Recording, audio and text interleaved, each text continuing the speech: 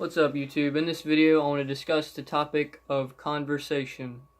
So conversation to me is the communication between two subjects and how they find a way to relate to one another within the moment of now and like interpretation.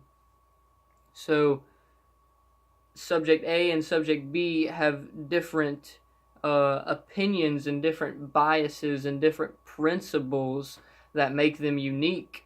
So you and I have varying, foundational thoughts and aspects and archetypes and principles or whatever that you want to call it that is subjective to you, like you or I have my own opinions and bias and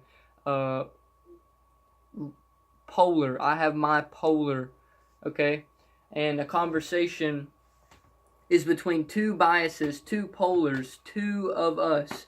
So you may be right and I may be wrong, but the conversation is what leads me to change my opinion so I can reevaluate and reassess for myself, okay? And vice versa. So we both might be wrong and there might be a gray area in between, and it's important for both of us to have varying opinions in order to discuss things and find a mutual fair understanding of what is true. And that's kind of the gray area, is the we, is the respect level and how it resonates with the all.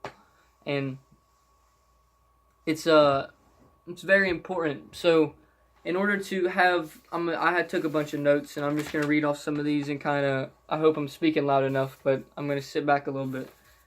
But in order to have a proper, way of communicating, you have to have a medium that is balanced. So if it's two English speakers, you both have to be able to understand the same standards and points and use terms that are on each other's, level, and find a way to respect another person's level of articulation and just expression, and what they can and cannot understand is very important to the conversation.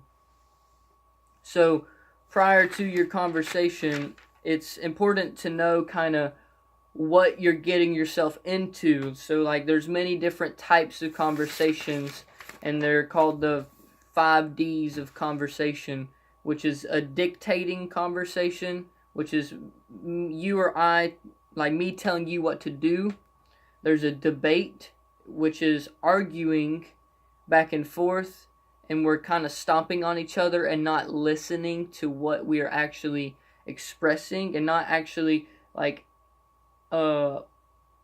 letting your expression influence me. I'm just putting on blinders and I'm just debating blindly of what I think is true and not really opening my senses. And then there's discussion, which is, an open conversation that is allowing contradictory thoughts and biases to kind of integrate and be within, what is going on and what's important. And then there's a deliberation, which is like a decision making that is between like more than one. So it's like there has to be a conclusion, and you have to find an equal ground. And it's kind of like the opposite of debate, where you are debating but you have to see it equal by the end of it, or you're kind of getting nowhere. And then there's dialogue, which is kind of just completely exploring another person and what they think and what they, either morals and their principles or yada yada, their stories. And so you're learning about that person instead of just finding a topic or a subjective thing to conversate about. You're kind of just conversating for the sake of conversating. And they all have their place, and they all are very beneficial at times, but I'm kind of talking more about the lines of discussion, or not discussion, but just conversation in general, of communication, especially verbal. Where is this note. But it's important to know kind of your intention and the circumstance that you've gotten yourself into when it comes to a conversation. So, whether it's a debate or a discussion or a dialogue or yada, yada, yada, but kind of like, if somebody is, I'll give some examples. If somebody has a short, attention span, then you might need to, keep the ball rolling a little faster. If somebody, takes their time with things, you might need to slow down and articulate. If somebody is ignorant about a topic, you might want to educate them instead of just like telling them what's going on. Kind of teach them, work their way through it, and see their opinions along the way, and kind of relate to them. And the next step that I wrote is, deep down inside, you have to understand that you can only control what you think. And you might be able to persuade another person to act in a certain way, but deep down inside, you can only control your expression and your action.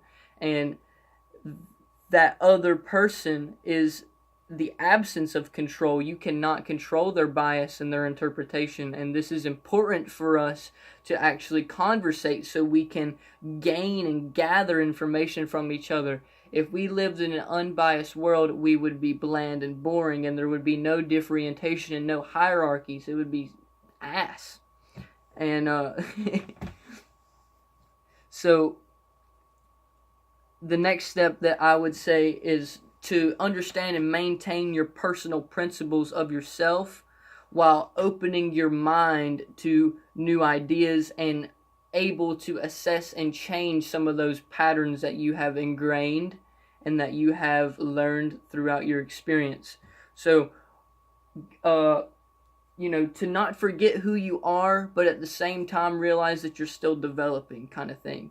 To, as this one guy said, to think with an open mind, but to not let your brains fall out. So not just let somebody write your program for you, or not let somebody do your homework for you, kind of thing. Just you have to realize that it's up to you to,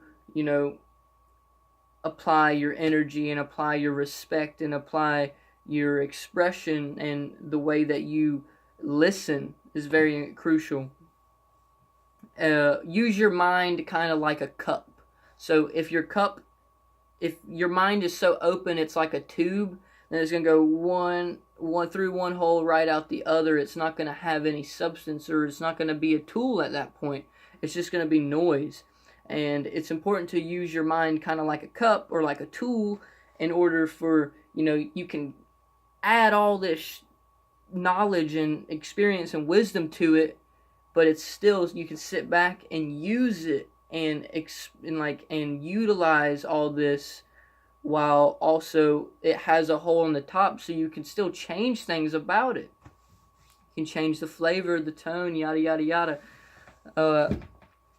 The next step, I don't know why I'm saying step, but then the next part of the conversational process is to truly engage and listen to the other person. So regardless if the conversation is, not going in a way that you actually want it to go, and say the person that you're talking to is on the defensive, or is neglecting what you're saying, or, is being depreciative, or yada, yada, yada, or being dismissive even, I think it's very important to understand and listen irregardless of what the circumstance is, so that you can still relate and express, and without going to their side of the conversation and kind of, repeating some of their patterns, and kind of, still remaining integral and still having respect and your own personal charisma, while trying to resonate with, this mutual understanding of why you're conversating in the first place. So don't let that ever kind of get out of your point of view. You can have peripherals, but maintain that focus of kind of the underlying intention and circumstance of what's going on, and what is the reason for the, conversation in general. And another thing is, as you're speaking and as you're articulating, and as the dialogue or whatever, as the conversation progresses, it's important to, seek clarity and to clarify with one another, especially when it comes to terminology that you both are kind of iffy on. It's important to know that you are talking about the same thing in the same way, so you're not, just going back and forth about something, then turns out that you agree anyway. So it's important to ask questions and also, respect and attempt to, find a way that it's important for you to understand what you're doing. The next one is, within all this, find a way to be engaging in your conversation while also not engaging as necessarily you want it to be prolonged, but engaging as you want them to listen and focus on your expression. And through that, that engagement, you want to relate as well. Instead of just saying all these things and all these terms or yada, yada, yada, find a way that person can kind of put themselves in the boat and put themselves in the circumstance without just seeing it as this, abstract concept of reality. So it's a big balance game when it comes to conversation, because you have to find a way to, act through yourself and maintaining yourself while also respecting anybody else, even when their opinions are far along the line of bias than yours.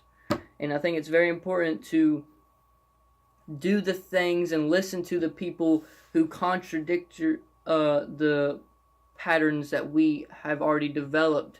So when we think that, something is wrong or something is right, here's a good example, is when you read nonfiction all the time, every once in a while it's probably a good idea to pick up a book of fantasy.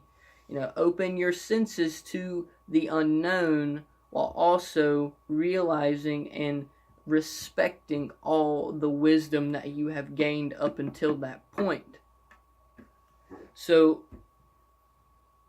realize in a conversation that it's up to you to express what is relevant to yourself, but you cannot control your environment. You can influence your environment, but you are not in control of another person's thought process and the way that they express that, especially. So I love you, YouTube. I truly appreciate anybody and everybody who watches these videos. It means a lot to me. I do it for myself, but if you can gain something from it, then God damn it, that's the way. So y'all keep being good, keep, drinking that good water, breathing, and letting your heart beat, getting some sunshine, whatever it is you like doing. Just take care of yourself, because you come first at the end of the day. And it's not selfish to think that way. It's kind of an inescapable thing. Most things are dispensable. Most conversations tend to, lead to noise. And sometimes silence and feelings are more important than the logical expression. So y'all keep being good. Love you guys. Yada, yada, yada.